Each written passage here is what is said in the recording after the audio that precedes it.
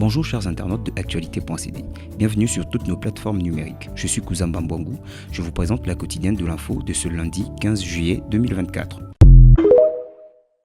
Cet audio a été créé avec de l'intelligence artificielle. Ce n'est que pour nuire. Ils sont incapables de présenter l'intégralité de la conversation. Cet audio existe depuis 2 mois. On avait prouvé que ce n'est pas Kabouya. C'est l'argumentaire du secrétaire général de l'Union pour la démocratie et le progrès social, Augustin Kabouya, suite à la circulation d'un court extrait audio avec une voix qui lui est attribuée et dans laquelle il accuserait la première dame de la République d'être contre lui dans cette tourmente qu'il traverse au sein du parti. Plus tard, lors d'une matinée politique ce week-end, Augustin Kabouya a réaffirmé son respect envers la première dame, non sans menacer ses détracteurs. Il revendique même d'être parmi les rares membres de l'UDPS qui convoquent des matinées politiques rien que pour défendre la distinguée première dame. Il n'y a rien de grave, selon tous derrière le chef de l'État, a-t-il tempéré avant d'ajouter « Il faut suivre de près ce qui se passe dans ce parti et tirer toutes les conséquences de tout ce qui peut arriver. Je serai obligé de me défendre comme quelqu'un qui est agressé. Ces gens ne se cachent pas, ils insultent et touchent à mon intimité pour justifier ce qu'ils font. » En effet, la famille politique de Félix Tshisekedi traverse une tempête qui laissera a priori des traces. La clameur de plusieurs combattants est telle que la pression est grande actuellement,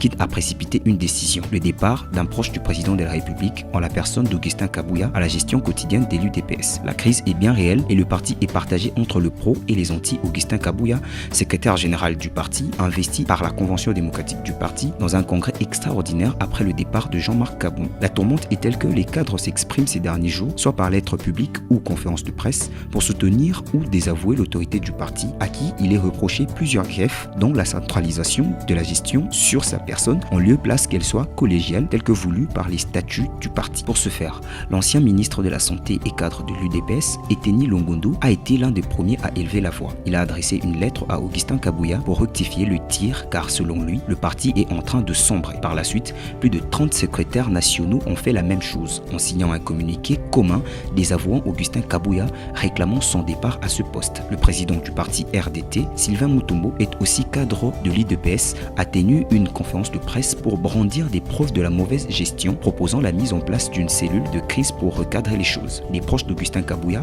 ont également répliqué, prenant sa défense. À l'issue d'une réunion extraordinaire, vendredi 12 juillet dernier à Kinshasa, l'exécutif de l'UDPS a renouvelé sa confiance à Augustin Kabouya, qu'il encourage de poursuivre sans désemparer la mise en application des recommandations et résolutions issues de la retraite de Kisantu. Le risque de voir cette tourmente se répercuter sur la vie politique nationale est aussi à prendre au sérieux, et la crainte s'empare déjà de la classe politique et de certaines associations de la société civile. Quelle que soit la situation qui sera trouvée, le parti en sortira affaibli, ce qui impactera négativement aussi la gouvernance du pays. Ceci est un indicateur de ce qui se passera dans ce parti à la fin de ce dernier mandat du président Tshisekedi, a écrit sur X Jean-Claude Katende de l'Azado. C'était la quotidienne de l'info sur Actualité.cd. Merci chers internautes de rester fidèles à nos programmes.